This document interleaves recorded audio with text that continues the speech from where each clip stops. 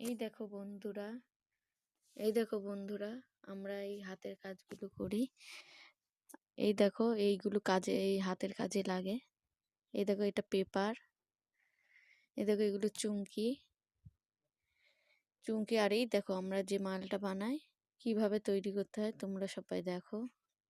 দেখো দেখো আমি করছি।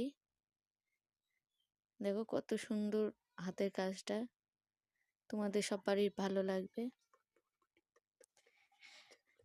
বড় ভিডিও দেখতে গেলে মেন চ্যানেলে যাও।